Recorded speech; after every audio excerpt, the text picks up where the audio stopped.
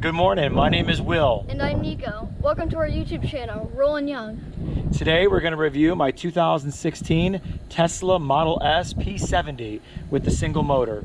We hope you enjoy this video.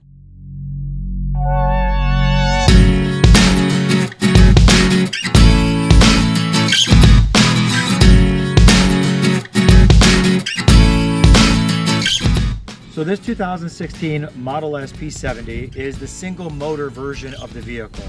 So it's as far as the range is concerned, in a full charge, the vehicle will go about 230 miles. Although I charge it to around 90%, so it goes right around 200 miles after I fully charge it. Thankfully, I only live a couple miles from a supercharging station, so that's one of the beauties of having this car, is I don't have to worry about the expense of even charging it there at my house.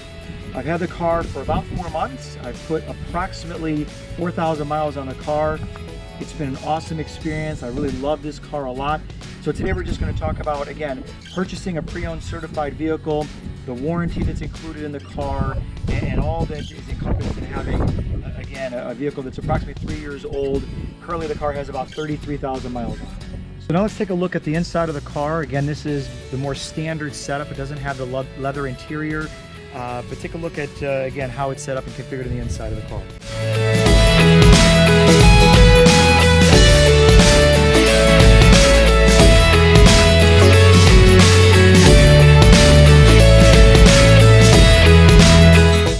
Let's now check out the initial display here, the front display, and infotainment center as well. So as you can see, the initial display screen here, you see an image of the Tesla Model S.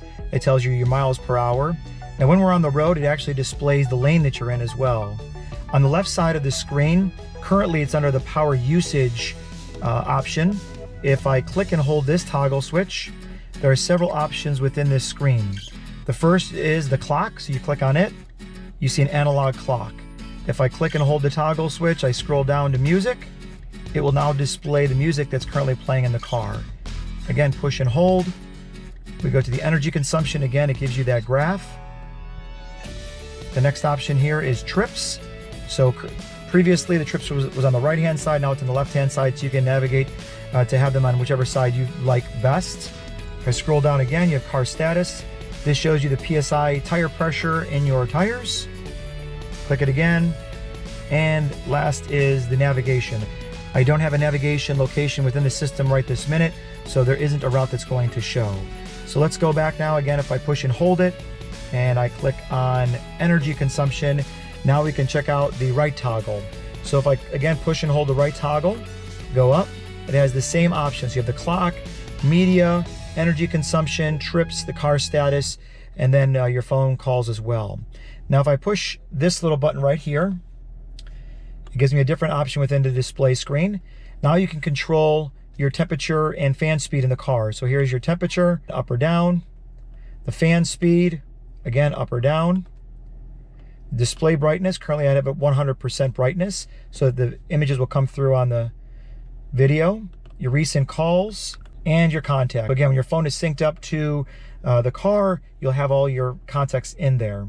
Within the display screen, you also see how many miles till the charge is completely depleted, temperature outside, clock, and then regarding what gear you're in, whether it's park, reverse, neutral, or drive. Another control option on the steering wheel is this little button here. This allows you to voice a navigation location, to make a phone call, to adjust the climate temperature in the car, and or the fan speed. So you have several options that you can utilize with that little button. Let's now talk briefly about the main infotainment screen. If we click the little Tesla image here on the far left side of the screen, there are a lot of options you can choose within this screen. Quick controls, just quickly an overview of some of the options you have. Exterior lights, you can adjust that.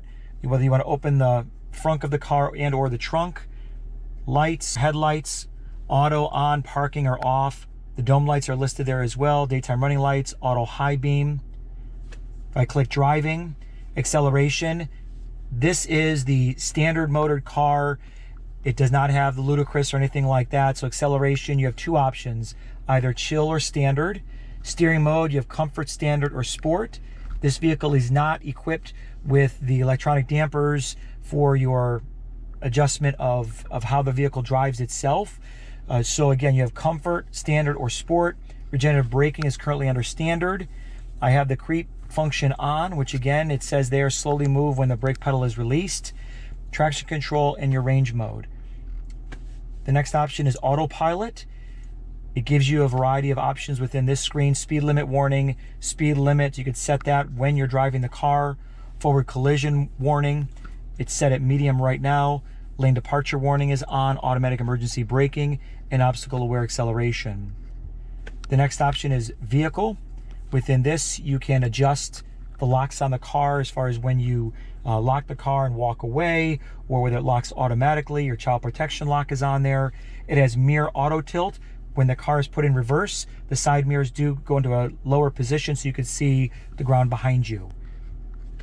Display is next. We have the display options here regarding the brightness of the screen, energy saving, your clock, distance, whether you want it in kilometers or miles, temperature, Celsius or Fahrenheit. Next is trips. Here you can reset your total trips, your trip A or trip B. So if I click reset trip A, it wants you to confirm, click reset, and now trip A has been resetted. Navigation. I don't have a location noted within the system right this minute, but again, a few options here. Avoid ferries, avoid the tolls. Safety and security is next. It tells you here park assist chime, security alarm, passive entry, cabin overheat protection, and the last option is service. Now the lower buttons again at the bottom. Next to the little Tesla emblem is your music. It's one of the great features of this Tesla Model S. It has the streaming audio option for your music. So if we click on streaming, you could pretty much choose some of the presets that are there. You click on any music, so then you can do a search of a maybe type of genre of music that you like to listen to. Once you have it there, easy to access. So if we click today's hits and the music is playing, it's pretty nice in that you can jump to the next song if you don't like this particular song. I click that button and it goes to the next song. It's a really awesome option. You have top stations, DJ series, genres, and then of course you have your regular radio, FM, AM, your phone, so you connect your phone to the car as far as your music you have within your phone, and then the tune option to check or grab whichever station you want. You could simply scroll down and you can adjust and move the radio function down so that you can look at the navigation and the map. Next option on the screen is the heated seats. We live here in Florida, so there isn't really a need for that. Then you have your climate, fan speed. You can adjust whether you want it to blow directly in your face, to the windshield, or at your feet.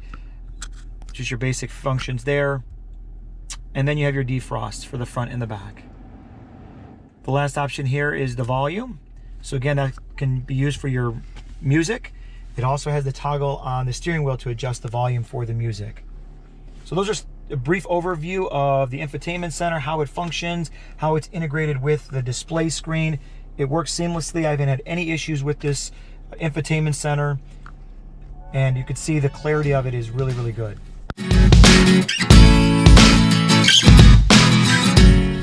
So over the years, I've owned a lot of luxury cars. I've had a Lexus ES350, I've had a Jaguar, and a few other luxury vehicles.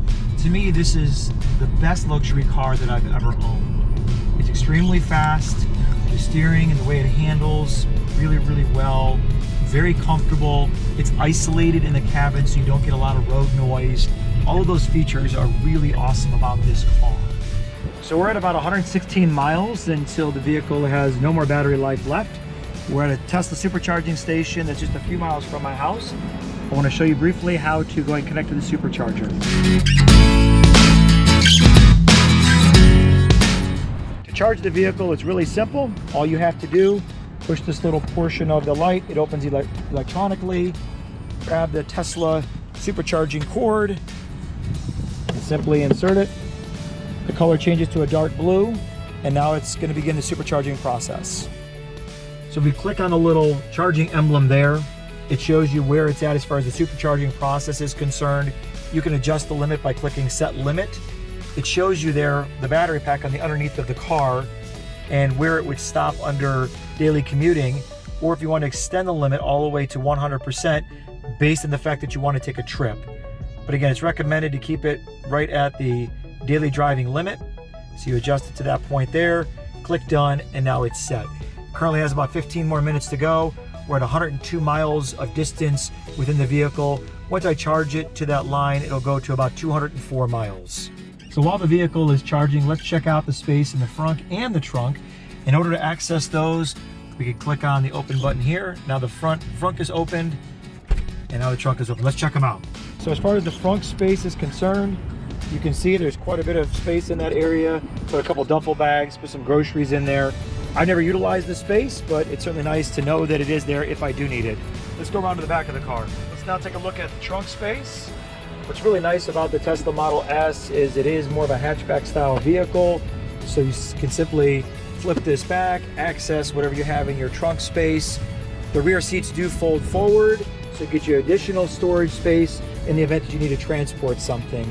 So the versatility of the vehicle is certainly there. You use it for a lot of different reasons and needs. It's a really cool space. Another neat feature about the vehicle, as long as you have the key fob on you, as you approach the vehicle, the door handle will automatically open.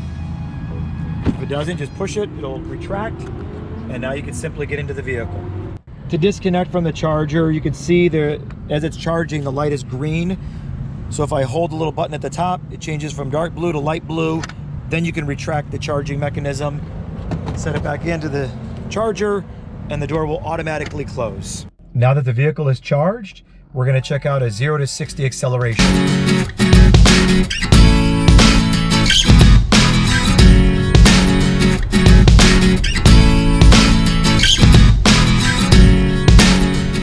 So as you can see, even with the single motor, this vehicle really moves when you press that accelerator down all the way. There's plenty of space in this vehicle. It's really nice in that you don't have that center console space, so it's a lot of open air. There's a little storage compartment here underneath the display screen. The armrest area here, these pads slide forward and backwards. Both of them do that so that you have space for your drinks.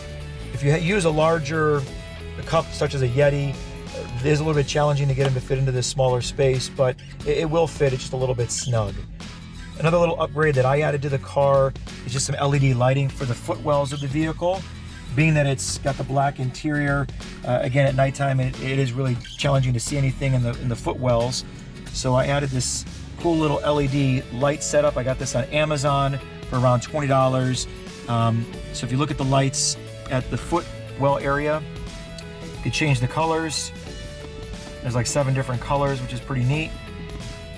And there's different patterns as well. The lights will even adjust based on the music that you're playing, so it gives it a little bit of a dance club sort of effect. So as I said earlier, I purchased this vehicle pre-owned certified, which means I went to the Tesla website, went under pre-owned vehicles, and then you can select it based on the model that you're looking for. Clicked on Model S, and there are a variety of vehicles that were available. Again, I live in Central Florida. I went and picked this vehicle up in Orlando. So once I found this particular Model S, it listed some information there about the warranty with the car. This particular vehicle is covered bumper to bumper up to 100,000 miles. The battery is covered for an additional 5 years, so it has a comprehensive warranty. The standard warranty with the vehicle is 4 years, 50,000 miles, but again, getting it pre-owned, certified through Tesla, you get an extended warranty on the car. This is the P70 with the single motor. 0 to 60 time is right around 5.5 seconds. So it's plenty fast enough. It accelerates really well too. Even when you're going, say 60 miles an hour and you push on that accelerator, it gets up to speed really, really fast.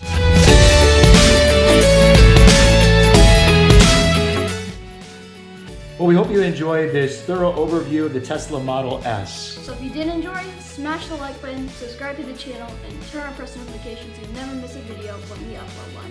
Until the next time, we're out.